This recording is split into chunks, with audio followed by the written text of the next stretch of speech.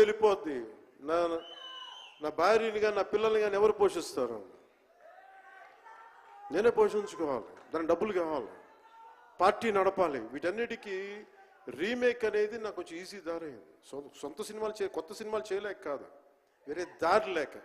నాకు దేశం పిచ్చి, సమాజ బాధ్యత పిచ్చి, సినిమా మీద ఉన్న కరెక్టే నేనంటే మీకు పిచ్చి. అలాంటి నేను ఒక మంచి సినిమా రావాలని కోరుకుంటే అది ఏం రత్నం గారి ద్వారా వచ్చింది. కోరుకున్నాడు ఆయన, నీతోటి ఒక బలమైన సినిమా తీయాలని.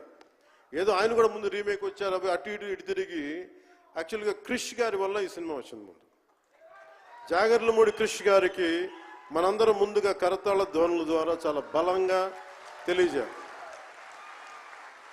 ఆయన ఒరిజినల్ ఫౌండేషనల్ వర్క్ మీద ఇది ముందు. వ్యక్తిగత కారణాలు, కొన్ని ప్రొఫెషనల్ రీజన్స్ వల్ల మధ్యలో ఆయన వెళ్ళిపోవాల్సి వచ్చింది. ఈ సినిమాకి 2 కరోనా ఇది వచ్చినాయి, 2 కరోనా వేవ్స్ కొట్టినాయి. దాని మధ్యలో నలిగిపోయింది సినిమా. అలాంటి సమయంలో ఒక ఆస్కర్ విన్నర్ ఎక్కడో మనం ఆంధ్రప్రదేశ్లో చిన్న బడ్జెట్లో సినిమా తీస్తే మన బడ్జెట్స్ ఎంత ఉంటాయి? 10 కోట్లు 15. అలాంటి సినిమాల నుంచి సంగీత దర్శకత్వం వహించి మనం పెట్టే నాటు నాటు నాటు అనే పాట ప్రపంచమంతా ఉర్రూతో లూగిస్తుంది అనేది తెలియజేశారు కీరవాణి గారు. అలాంటి కీరవాణి గారు నేను ఈ సినిమాని ఎన్నిసార్లు చేసే పరిస్థితుల్లో నిజంగా ప్రతిసారి నాకు నిరుత్సాహం ఉండేది. నాకు తెలుస్తూ ఉంటుంది కదా, నిస్పృహ వచ్చినప్పుడల్లా ఆయన ఏదో ఒక ట్రైలర్ రిలీజ్ అయ్యేది, ఆయన మ్యూజిక్ చూస్తే మళ్ళీ ఒక ఉత్సాహం వచ్చేది, ఒక ప్రాణవాయువు నింపేది. సార్ ఈ సినిమాకి ఈ రోజున ఇంత బలంగా ఆత్మవిశ్వాసంతో ఉన్నామంటే you are the hero sir, you are the true hero sir for us. Without Keeravaniji's music, this is not Harihar Veeramal. ఈరోజు హరిహర వీరమల్ బలంగా ఉంది అంటే it's only the dedication and the kind of effort he has put into the film is truly commendable and truly admirable, sir. We are truly, truly grateful to you, sir.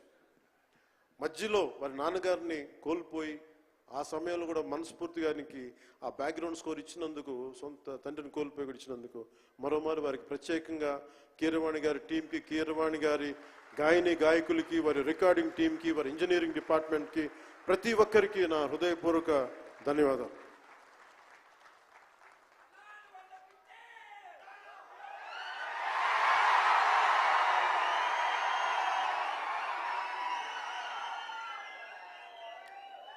ఈ సినిమాని technicians గురించి అందరితో మాట్లాడి then will talk about cinema.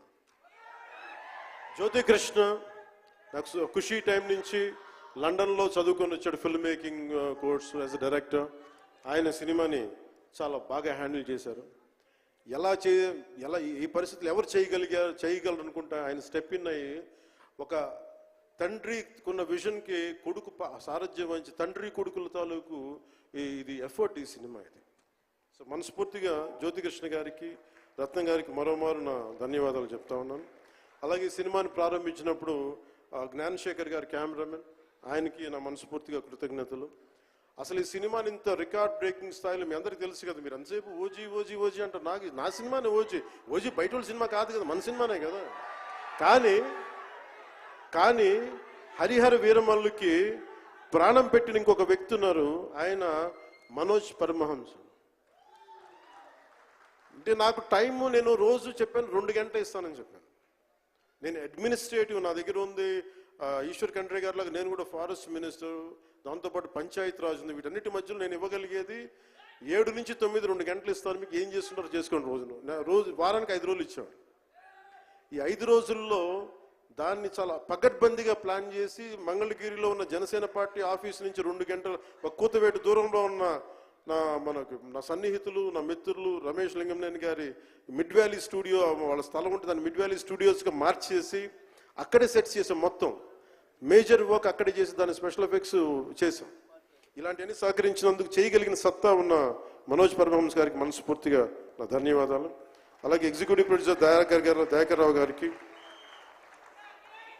అలాగే art డైరెక్షన్కి చేసిన తోట తరుణి గారికి, అలాగే పాపం నేను పొద్దున కూడా చెప్పాను, ఈ సినిమాకి ఎవరన్నా సరే ఎంతమంది క్యాస్టింగ్ ఉన్నారు ఈ రోజున. విచిత్రంగా నేను, నిధి అగర్వాల్ తప్ప ఇంకెవరు లేరు. మన భరణి గారు, రఘు గారు, చాలా మేజర్ క్యాస్టింగ్ ఉంటే ఎవరు లేరు. దానికి ఈ సినిమాని ఇన్ని రోజుల దాకా, గత నెల రోజుల నుంచి ఒంటి చేత్తోటి జనం మధ్యలో ఉండేలాగా నిధి అగర్వాల్ గారికి మనస్ఫూర్తిగా నేను ఆవిడని చూసి సిగ్గు తెచ్చుకొని నేను కూడా ఈ రోజున మాట్లాడాను. అంటే నువ్వు ఎంత ఉప ముఖ్యమంత్రి అయినా, అంటే ఢిల్లీకి రాజైనా తల్లి కొడుకేలాగా నువ్వు ఎంత ఉప ముఖ్యమంత్రి అయినా, నువ్వు సినిమాకి